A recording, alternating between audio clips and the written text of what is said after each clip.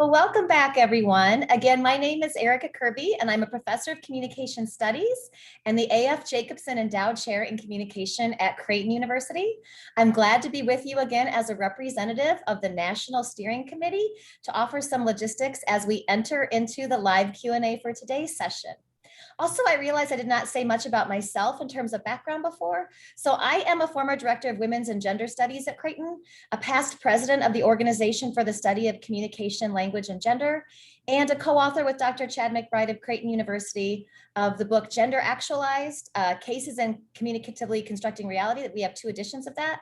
I too am very passionate about issues of women and leadership in Jesuit higher education. So I'm really excited to converse more about them with you today. We are joined by all 4 panelists for this session, which I'm really excited about, and I'll be able to answer questions as well. So we also have Dr. Margot Height, Associate Professor at Xavier University, President Tania Tetlow from Loyola New Orleans, Vice President of Student Affairs, Michele Murray from Holy Cross, and our Vice President for Mission Integration for the AJCU, Dr. Stephanie Russell. Our conversation will be followed by an examen conducted by Dr. June Ellis, a professor of English at Loyola University, Maryland. And just a reminder that Thursday's session will be on environmental justice with the plenary talk from Dr. Nancy Tuckman from Loyola University, Chicago, and our examen from Dr. Dan DeLeo from Creighton University. Also, please continue to view the wonderful poster presentations to get even more out of this year's commitment to justice in Jesuit Education Conference. And finally, for this session in particular, feel free to go ahead and put your questions for the panelists in the chat. Because I am now going to be potentially answering questions as well, I'm going to turn it over to Dean Patricia Grant as the moderator of our live Q&A. Patricia. Thank you so much, Dr. Kirby. I'm really pleased to have an opportunity to moderate this live Q&A. I was just so touched by all the panelists and the remarks that were offered in our last session. We're in for a great conversation. And if I may, I'd just love to get us started with one question. And this question I'm going to open to anyone who'd like to respond, because I know you each have something that you can add here. And really it's about what we've been discussing. This faith that does justice is a really nice term, as is community and diversity. But each of them are calling us to some form of action, to unity as it relates to community and diversity, to inclusive practices, to thinking about how we actually do justice with our faith, not just talk about faith that does justice. And so really, really interested to hear your responses to this question, which is really, what do we do? I heard you all speaking about a huge sense of hope and optimism about where we've been and where we're going in relation to where we currently are. And of course, Father Sosa's, decree this year or urging this year to actually, really hearken back to mission and creating a closer integration between mission and inclusion of women in Jesuit higher education and Jesuit life. What do we do? And how do we as men and women do this together, junior, senior, all?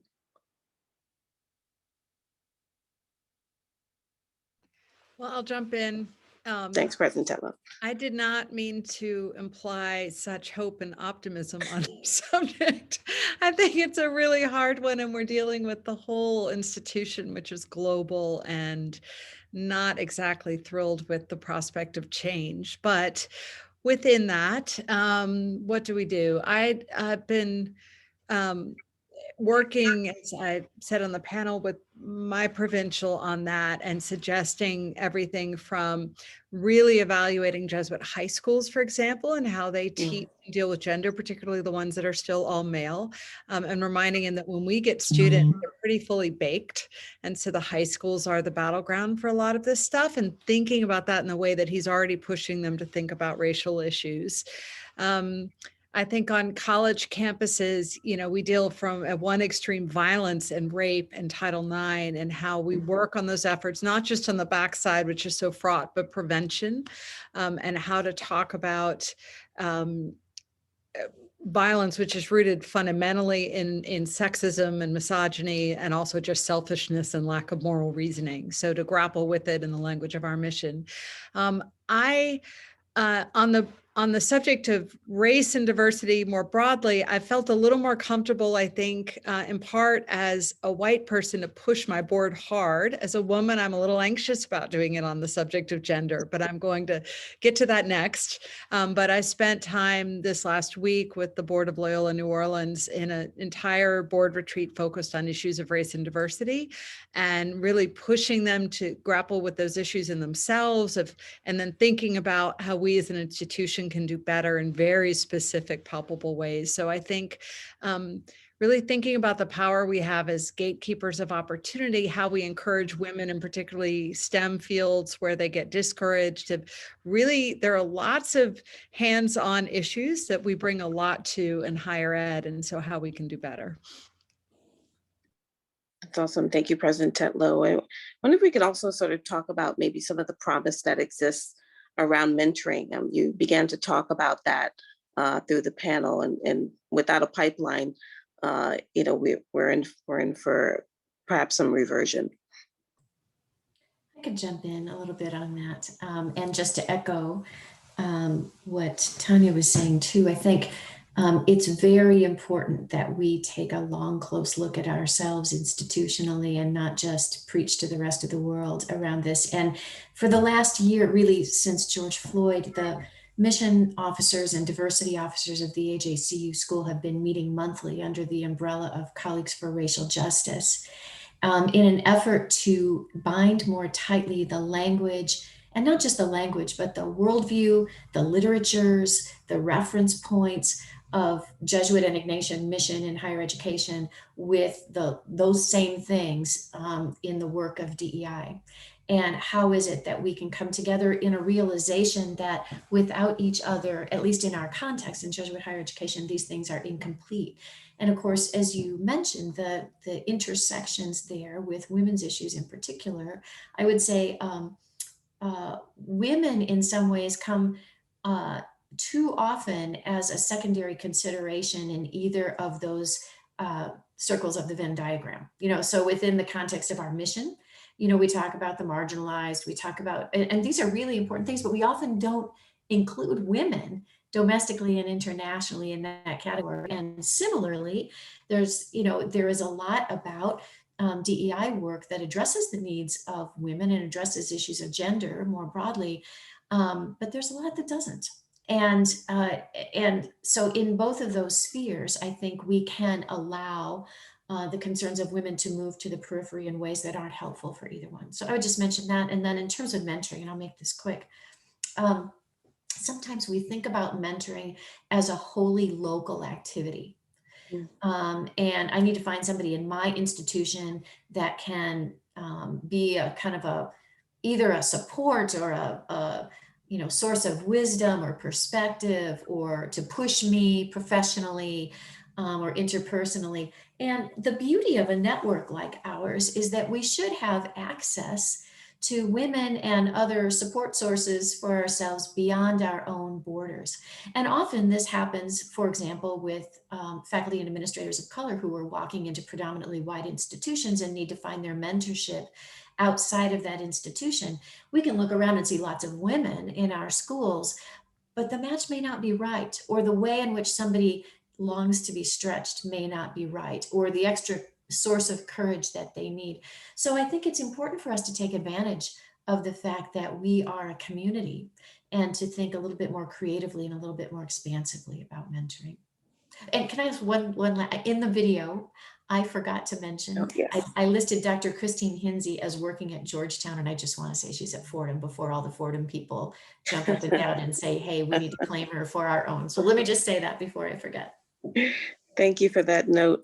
I mean, I think if you're wanting to capture the notes on mentoring, we do have a specific question that asks about advice for younger and junior staff who want to advance at their institutions. And so we got started with that just now, and if we could pick up on that, that'd be great. Well, I really appreciated what Stephanie said about the importance of not necessarily thinking it has to be in your own institution, but then obviously also looking there too. And I said that I was past president of OSCLG, and we use womentoring versus mentoring to unmasculinize the phrase. And I think that is, just like, as a communication professor, language matters here.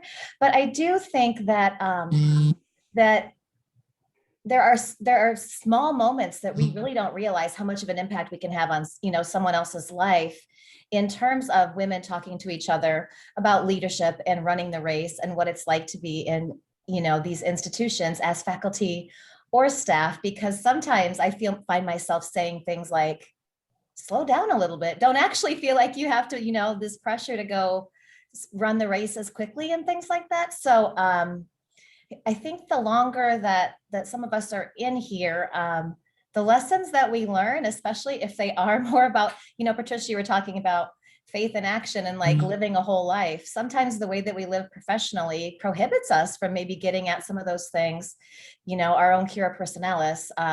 Gosh, what was Deborah's phrase? Deborah Mooney, are you on here to come off so I can remember what it was?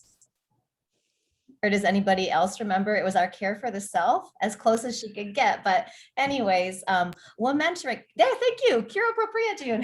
Thank you. Yes. This idea of, being able to mentor for each other too, like some of these paradigms that we're put in make it really hard to live our lives. So those are some thoughts that I would have on that process. Awesome. I don't know if there are any other suggestions there. But you might be able to integrate into a future question here. And this one actually goes back to something you were talking about, Dr. Murray, in the panel about a need for change at the level of the church's relationship with women. Just really thinking about how we've celebrated advancement in women's representation and leadership at the university level. It seems that there's a progressive theology or ideology found in Jesuit universities that doesn't necessarily translate to the parish or pastoral level, and what's being taught and or normalized in Catholic grade schools. So what needs to happen to bridge that gap so that advancements coming out of feminist theological circles and diversity initiatives at the university level will find their way to more robust representation into the church at large? It's a huge question, but it's a good one. Anybody have the answer to that one? We can end the panel of the discussion if we have an answer to that one. But I love what you said, Dr. Kirby, about mentoring. I'm today years old and I've never heard that term. So thank you. I will correct my language going forward. I love it. That I think that gets us started. I don't know what your thoughts are. On that broader question, I was so excited to be asked by my provincial for input because it felt like it was the first chance to sort of straddle that. It's not that there are that many Jesuit parishes, but at least as a start. I will tell you that I try to work with the one that's on our campus and to think about how to create more of the bridges between the Jesuit apostolates and where there can be more of that influence and where just my presence as a leader of an apostolate can be noticed, say with the retreat house that's still all male, that I'd love to come and that, we can start doing more in that way. And then I can start having an influence on our local high school, et cetera, and help them understand the broader issues of what their duty is to their parishioners, to their high school students, to have a broader perspective, to really live the Gospels, and that some change is really necessary and critical to mission. But I don't, this is the problem with being kept out of the centers of power within the church, is that we're not going to have that influence. We're having to wait to persuade them. Fair point. That's a really good point. And I would just, in support of that, say often the response of Catholic women to that kind of othering is simply to leave quietly and to I don't want to say complain, to share their experience with other people that they know will understand, because there aren't natural doors in. And I'm talking especially around diocesan circumstances. The Society of Jesus is another really interesting question in terms of the provincial structure, and I'm sure we could all wax eloquent, as Tania has begun to, on that. But in terms of parishes and that way of life, most of the women I know who have left the church or who have left any kind of really consistent um, active participation in the church haven't done it with signs and letters and farewell addresses. They've simply quietly left and done what they think God is calling them to do in the context in which they think they can function. So I think part of what we do in terms of our Catholic identity around this in Jesuit higher education, and this goes to the work of the commission too, I think, is to open up spaces for those stories to be told, for visioning to happen. And we're all working in the context of a local church, right? So I understand that, we don't have all the freedom that we might wish to have to do that insofar as we are linked tightly to the institutional church. And yet our walking away from that also leaves behind us a whole social tradition that intersects with what it means to be a woman in 2021. So there are trade-offs in where we choose to stand within and outside that institutional sphere, but we don't get anywhere as a community and as universities without opening up that conversation space, not just, well, if you really want to tell me, I'll hear it, but for active, solicited dialogue that goes somewhere in terms of a process of conversation. And that's some of what Margot Height has been talking about as well. So this idea that we have responsibilities as women, Catholic and non-Catholic women in our institutions, I take really seriously. Dr. Height, I see you unmuted. Go for it. And then Dr. Murray, I know you had something as well. I really appreciated Michele talking about, the relationship between the church and culture, and that it's a nut to crack. In many arenas, it's not just the church and the back and forth. One influences the other, and it's an ongoing dynamic relationship or lack of relationship in some ways. But I was also saying earlier, again, as not a Catholic, and as I believe on the panel, I may be the only one who's actively teaching. Everyone else has run their race. And at the moment, I'm not a chair and only a lowly professor. And I teach diversity classes and women's classes about women's issues. And I do a lot of reflective assignments, papers that ask people to write about themselves. And that's exactly how women and some men, again, I appreciate people who keeps, reminding us it's not just women who care about these issues. And they are voting with their feet. And it's like, my parents made me go to church every day, blah, blah, blah, blah, blah. And I never want to go again.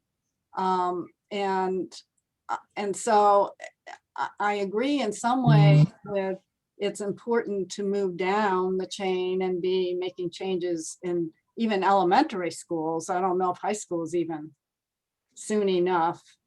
As far as, women, girls feeling welcome, feeling like their voice could count as important, could be equal. So that by the time, they come to the university and in the short time that we have with them, that we're not literally, I feel oftentimes trying to help undo damage, you know, and if they haven't already just shut down. And so, you know, we talk about women's leadership way up here. Down here is so important. And so when I appreciated, I forget who also mentioned the fact that women were not mentioned in the apostolic preferences, and that, you know, I want to scream that, you know, that is so huge. And you know, we just say, oh, it wasn't mentioned, blah blah blah, on to the next. Well, you know, okay, so up here it needs to be mentioned, and down here it needs to be mentioned. So multi-prong is the only way, you know, because the people I interviewed are the ones, and I think maybe you said this too, Michele, who thought 25 years later would be really different. And are you the one who said you hope 25 years from now will be really different? And those three men that, you know, really worked on behalf of women thought we would be in such a different place by now, that a lot of change would have happened in those 25 years. And here we are having the same, in some ways, conversation. A little bit bigger than the conversation 25 years ago, but many of the same themes. I'll quit. Thank you, Dr. Height. I think to add to this conversation, so just for clarification, what I said was we are in a different place than we were 25 years ago when I started. And I hope 25 years hence, we will be in a much better place. Okay. We need to have the conversation. But I recognize the distance that we've traveled. Also recognize that most of our AJCU schools were not founded to educate women. They were founded to educate boys and young men. And so the fact that we have, I think collectively, over half of our students are women says something about the distance that we've come. But I think, you know, when I heard the question, what came to mind immediately was just a need and an opportunity for truth and reconciliation. And for that to happen, right, people need to be open and willing to hear a truth that may be different from the one that they are currently living. And Margot, you had said at the very tail end of our panel together that deep and active listening leads to change. So for me, that's step number one, to acknowledge that there are multiple realities here, and that we have been shaped, each of us, in some ways that are not healthy for any of us. You know, the other piece that this kind of calls to mind for me is that women and men, all of us, or people of all genders, right, we need to acknowledge and be willing to acknowledge, to hear that we're in this place because somewhere we are broken, right? We're not who we are meant to be or who we're supposed to be. We are striving for that better version of ourselves. And that's where this conversation leads me back to every single time. The fact that we're having it is evidence that we are broken as individuals, and collectively as a society. And so where I think advancement happens is when collectively and individually we stand up with a willingness to be counted and a willingness to be accountable. Thank you for that. I mean, I think it's what I'm hearing is the importance of valuing and making more visible the voices of women. And so may that happen quickly. Dr. Whistler is going to bring live a question. We'll have actually 2 questions. And so we'll have those questions asked. We'll start with you, Chanel, if you would. Hi, everyone. Thank you for everyone who has spoken already. I have learned a lot. And I'm a student at Santa Clara University, working with, I'm not sure if you've heard of the TURN project, to help engage all members of higher education, partner networks, alumni, and community members to lean into the climate crisis. So my question is for anyone: how important is women leadership in Jesuit higher education for maintaining and integrating sustainability within institutions and communities, along with awareness around the climate crisis?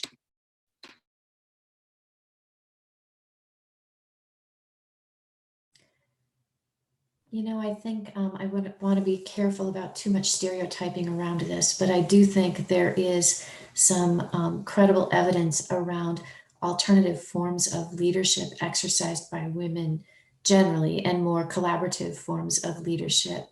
And the very work of sustainability and working with respect to the climate crisis requires, by definition, a level of collaboration that most, and I put myself in this category, most higher education leaders can't even fathom at this point.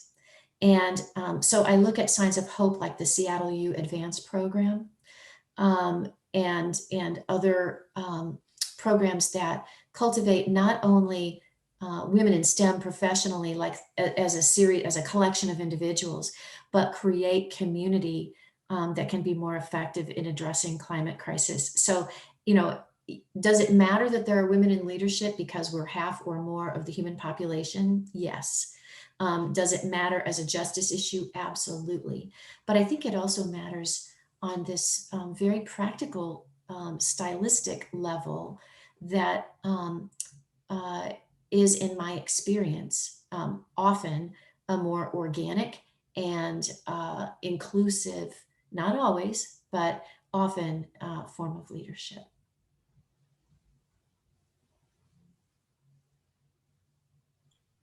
I think there is a danger in stereotyping, right? If we get too deep into this, there is a collaborative approach to leadership that many women in leadership positions do exhibit. I've also seen in men as well. So I just want to name that. But I think the question that you raise and the very, very real and pressing concerns of environmental degradation and what we are doing to our home planet requires a level of collaboration and a level of seeing others as important as self that we have been lacking.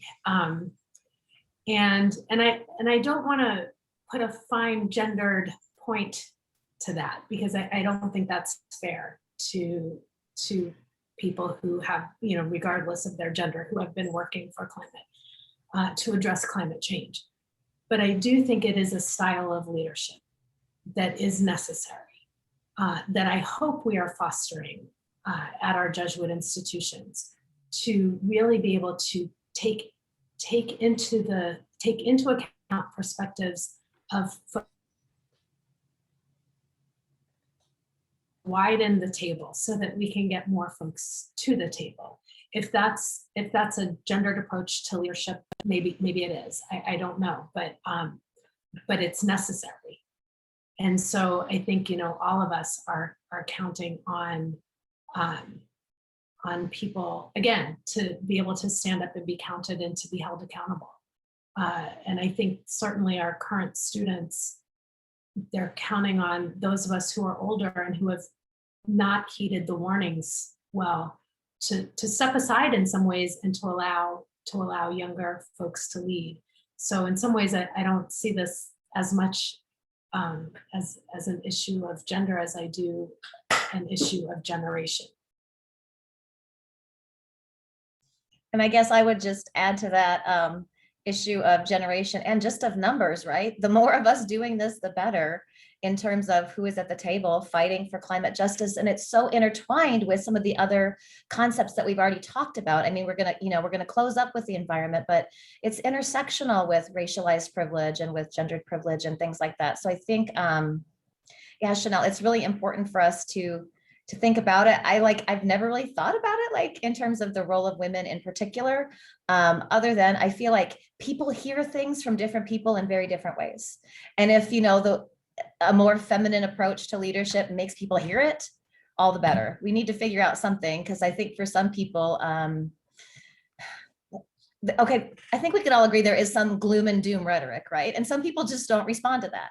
And so like the more voices we can have out there talking about things in different ways, I do think maybe it could make a difference. So it's a great question. Thank you. Awesome. Thanks for asking it. Lauren, you want to ask your question? Perfect. Thank you. Hello to everyone. Thank you very much, panelists and everyone, for being here today. So my name is Lauren Deveau. I am here in Lima, Peru, and I represent La Universidad Antonio Uriste Montoya. I'm from Grand Haven, Michigan, and I studied at Loyola Chicago. And so I've been here for the past 7 years, and this is one of the topics that has made me think an immense amount, because I came here and I had a lot of female mentorship at Loyola Chicago and came here and saw no women in leadership. There were none. There were no mentors. And this was at the age of 27.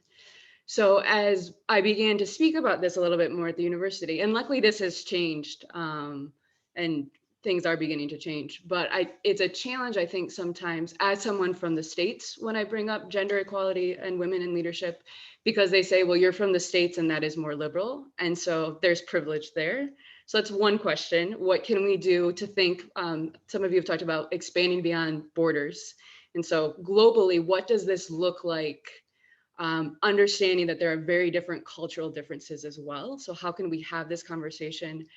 Because we culturally may speak differently, but we also speak different languages in general. And then my other question is a little bit around, and it's related to international education. So we do lots of different immersion programs here, and the majority of people who come are women. And there are very few men, and particularly very few white men, who will come to Peru. This is not to stereotype. I think in general, if they're going to study abroad, many tend to go to Europe or Asia. So how then, when people will go back and maybe be in the United States and be in different positions of power, and if they don't have the cultural competency of what is going on in the world, where can we bridge that gap as well? So thank you very much. So I think it's fascinating. When we as Americans look at other cultures, we have this way that we forget that the sexism in those cultures is also contested within those cultures. So I think the one advice I would give to you is to find the women fighting the fight, and hopefully the male allies within Peru, and to figure out what language they use from within the culture, because the strands of equality exist within every faith belief, cultural belief. And so how to work from within. And then I think that we as Americans tend to look at that, and we measure other civilizations often by how they treat women. But we don't measure our own civilization by how we treat women. And as somebody who worked in the field of domestic violence policy and law, I would go advise other countries and governments about how to handle domestic violence. But when I'd look at their murder rates, ours in the US were always higher. And so it taught me a great deal of humility about the fact that, in this country, we see the results of sexism as sort of anecdotal and not a big deal. And we don't, we think problems have been solved here and we have such inevitable progress that we look down on other countries, and somehow we're all closer together than we realize, which is a very muddled answer to give you. But I think that broader issue of how to get at the folks who, need to learn the lessons of humility and overcoming their own sense of privilege and their own swagger and confidence. That's really hard. And I will say, I struggle on my campus of how to win over hearts and minds without just making them feel defensive. And so at a school like Loyola, where majority students of color, we're now 2/3 women in the undergrad. So for a lot of the white male students coming to campus, this is the first experience in their life of being in the minority. And so they very quickly will sort of shut down and think they're scared to speak in class. They don't want to say the wrong thing. They don't want to get shouted down. So how do you sort of get them to experience that humility, to understand how valuable it is, that cultural competence matters, use just the right language of this is in your self-interest to learn these skills, and to insist on lines in the sand of teaching our values while still making those folks feel welcome and not feel judged, right? I don't have the answers. I try to talk about it a lot, right? I feel like at least if we can recognize the elephant in the room, and that what we're not trying to do is to say, get out or you don't belong here somehow, right? That's not who we are either. So how do you sort of gently get people on board who are not used to having to question themselves in that way? And the research shows that you do better with inviting them to have empathy for others than you do in trying to make them feel guilt and shame, right? And I just say that not as a moral point, but as a strategic point.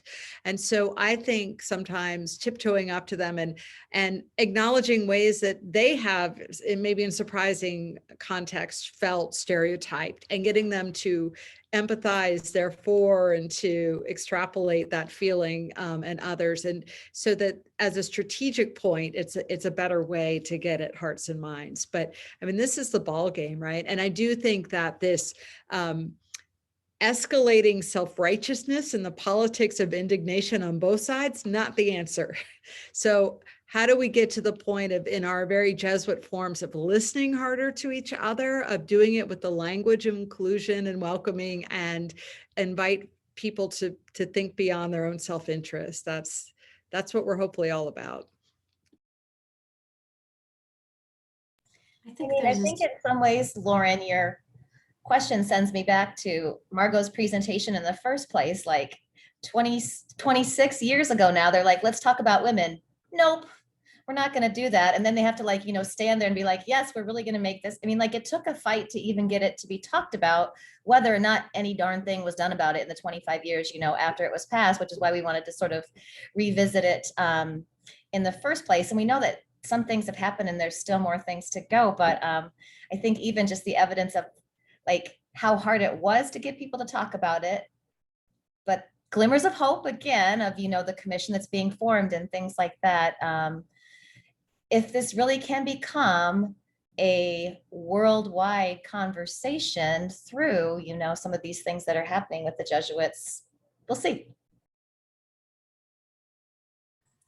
I think there are spiritual dimensions to that, to the points that were being made too, in the sense that the kind of humility, Tania, that you were talking about, and you implied this already, I'm just underscoring it, requires a certain amount of self-possession and comfort in one's own skin, because we have to know already that we belong here as women. And I don't mean that sort of in the kind of in your face thing that you were saying is not effective, but in our own center. And we have to encourage each other in that center. Otherwise, humility and empathy and a desire to draw out the other to their best self feels like giving in. Feels like, well, I'm just not bold enough to say what really needs to be said and go toe to toe and all that. And there certainly are moments for that. And I wouldn't dismiss that in any sense, but there is a certain amount of gravitas, I think, that is necessary. And it sounds like a paradox, but in order to exercise true humility, you have to really believe that you're a child of God, really believe that you're created in the image and likeness of someone who is divine and beautiful and loves you. and or as outside of a faith context, to believe that your humanity matters deeply. And so it seems to me that there's work to be done interiorly as the work, not first, because I think otherwise you wait forever. But as we're doing this kind of institutional work, there is interior work to remind ourselves and each other that we're in this as people, men and women, as people of strength, and people who've been blessed with a certain kind, with self-knowledge and goodness. It's really great. I think I'm going to try and get us to one final question here. And that is really one that I'm going to read, if that's okay, because it's an involved one. So this one is coming from one of our colleagues, who says that faculty at our university noticed a study that said it took women an average of 8 years to gain promotion from associate to full professor, while men averaged 6 years. This may be due to women's difficult second shift of housework and childcare. A section of the faculty decided that the solution was to make everyone wait 8 years to apply for promotion. Thus, they thought eliminating the problem of inequality, and it was written into the past contract, which just ended. This was quite unpopular at this university, even among women, some of whom wanted to try for promotion earlier. I think that's not a surprise.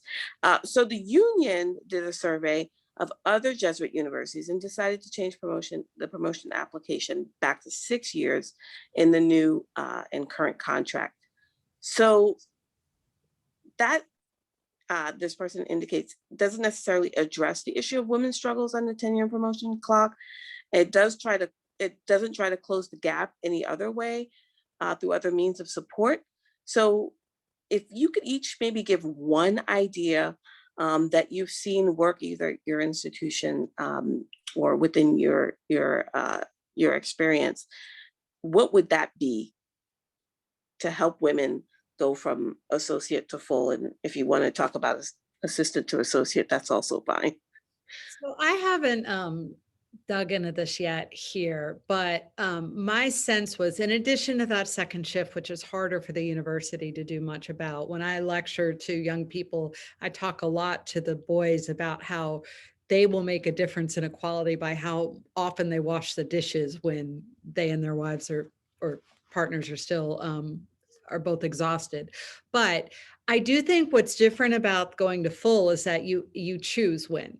And I think that women are often, it's easy for the dean to tell you, this is my experience on a law faculty, just wait, because it's no skin off the dean's nose how long you wait. In fact, it's cheaper in the budget if you wait. The dean doesn't want to have to worry about a battle, so would rather you clear the bar by double. And women are often, because of how we're trained and our ways that our confidence gets chipped away at our whole lives, we feel like it's safer to wait. So I was determined the minute I barely scraped above the bar to go for full professor, and I didn't want to do an ounce more work than the bare minimum, because it so made me mad, the idea that somehow I was going to be encouraged to make sure to clear by double when I shouldn't have to do that. So the last man to make full professor, I did exactly as much work as him. and then I went up for it. But I think that that's where universities can do more, is to try to get people to openly think about that issue, and that you could say as a dean the exact same words to two different faculty and they may hear them differently. And I think really encouraging women to not wait. And also there's a way that we lean on women for administrative work, and we distract them the minute they're tenured. We distract them from going up from full. And women are both, possibly likely, given how we're trained, to have the emotional intelligence and common sense necessary to do administrative work, which is sometimes, more rare than it would be for faculty who are hired for entirely different sets of skills. And the second thing, more willing to say yes because of how we're trained. I don't think any of this is biologically innate. I think it's how we're raised on average. And so that's, again, something that administration can do more about.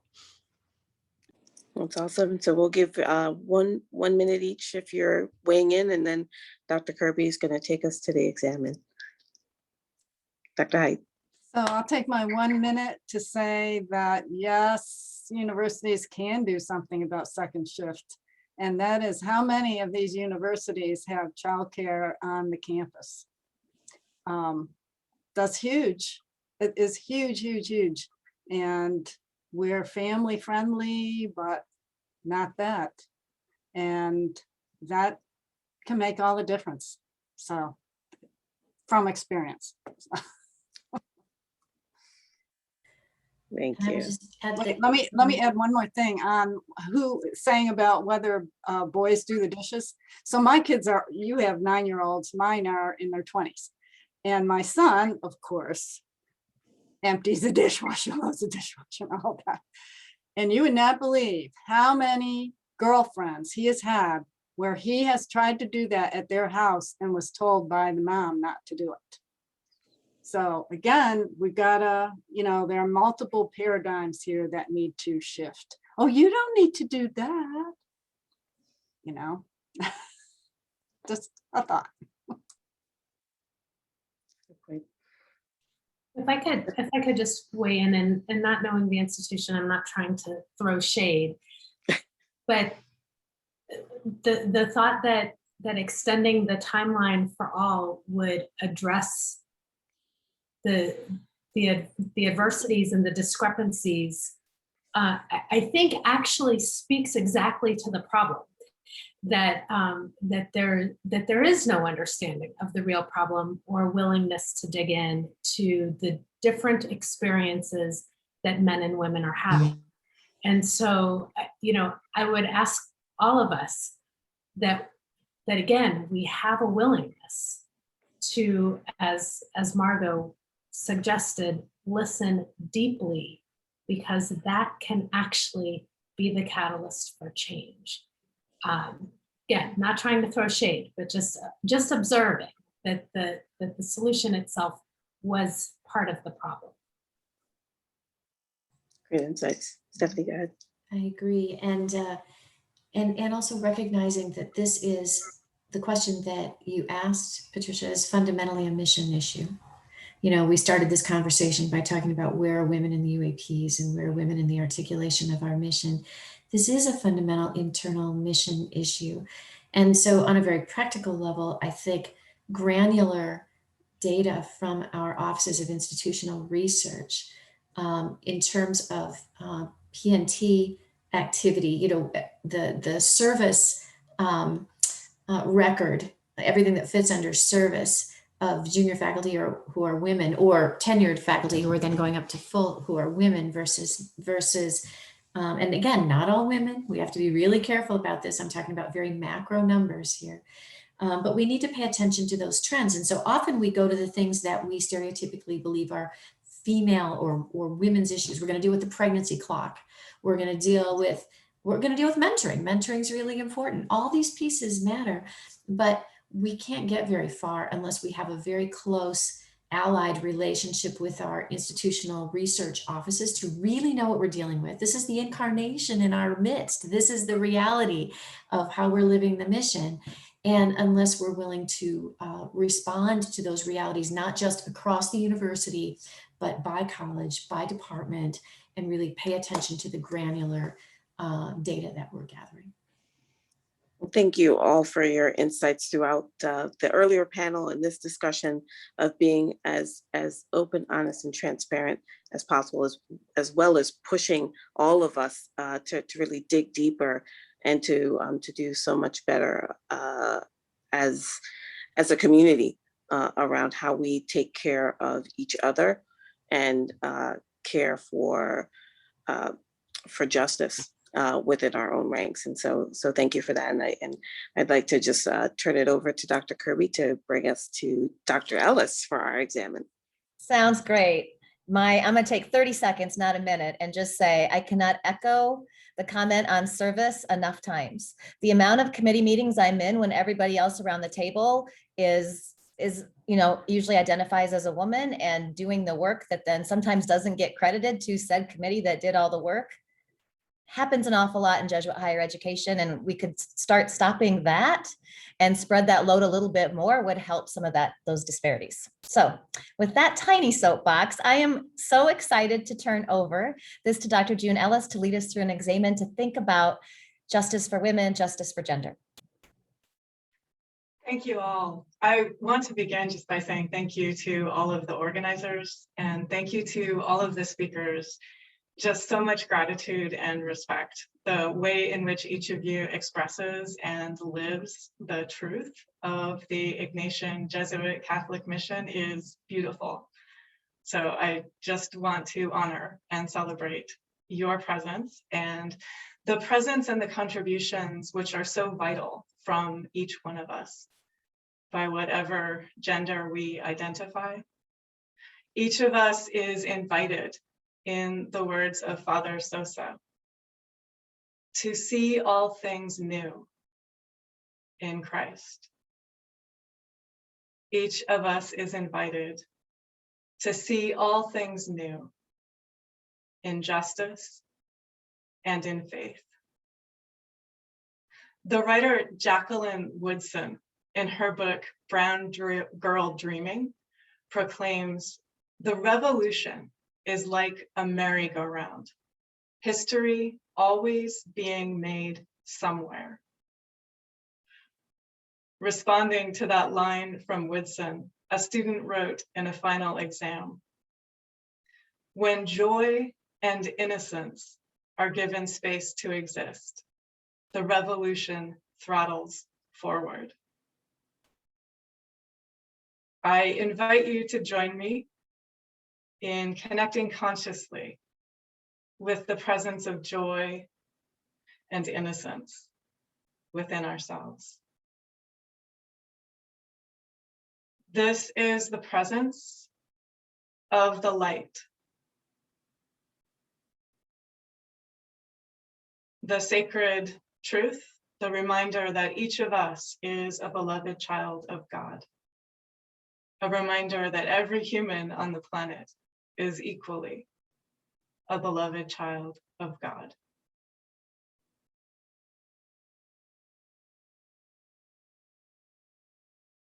We might join Ignatius in asking for inner knowledge, direct felt recognition and awareness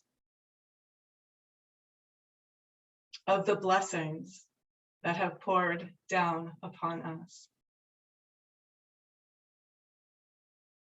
Even in the midst of human tribulation and of the structures of injustice that humans have created.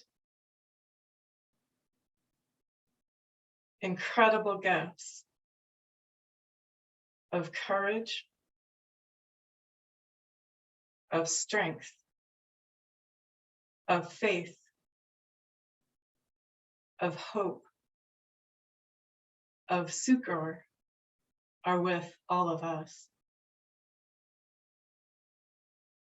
And equally are present and available in every human sibling on the planet.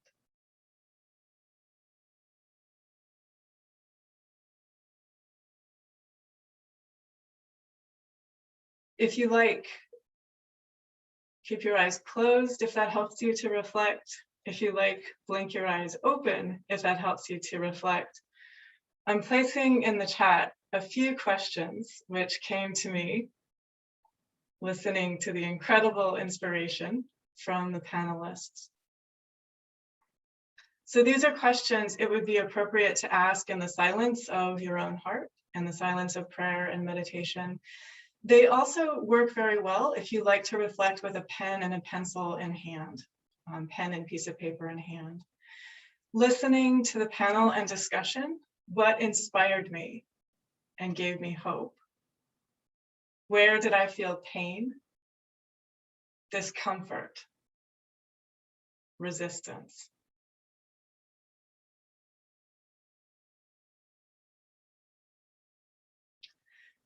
In what ways have I personally and structurally helped foster solidarity, truth, and reconciliation with women.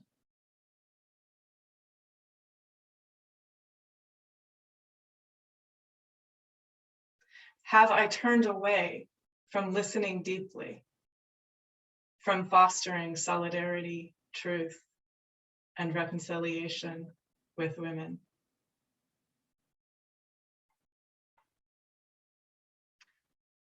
A student wrote in a midterm exam, if we can dream a more just world, we have the capacity to create it.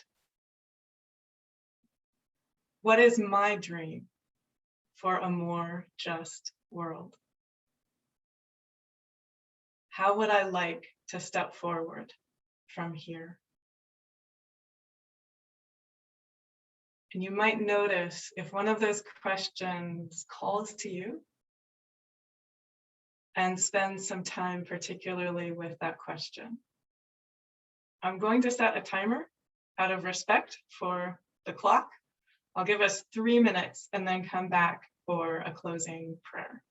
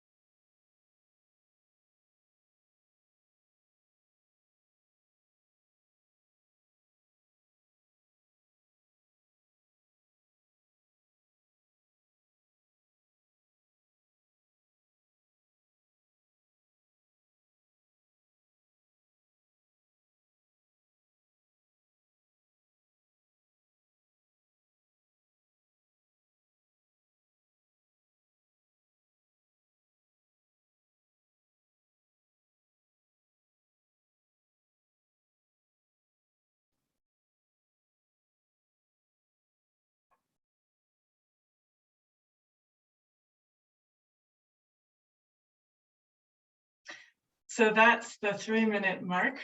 And I will invite you, if you like, to continue reflecting on any of those questions in the future. And I would like to invite us to close with a prayer. God of love and mercy, God of wisdom and compassion, help us to stand steady when we feel tempted to sit down. Help us to keep climbing. knowing that as we do, we make it possible for the next generation to start at a higher point. When we feel tempted to give way to despair or to judgment of ourselves or others, help us to connect deeply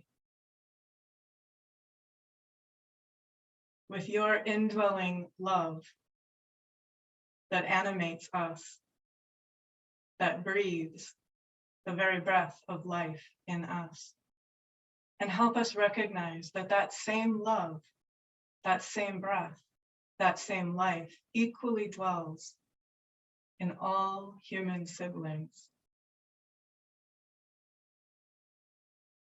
Help us be courageous, filled with the humility that is inseparable from dignity. And that allows us to build bridges, creating pathways forward that include and respect and welcome all, that invite ourselves and all to move past structures of injustice, structures of condemnation, structures of separation, so that we all may stand in fullness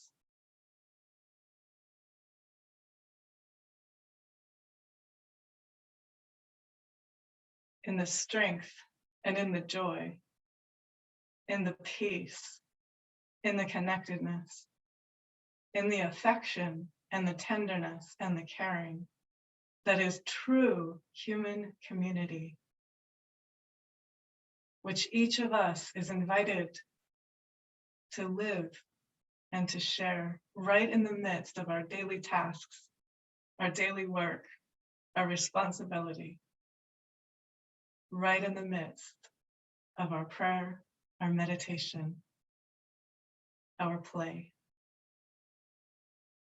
We thank you for this opportunity to strengthen and hearten and encourage ourselves so that we may step forth renewed, revitalized, rejoicing, helping ourselves and all move toward an ever more just and ever more kind world.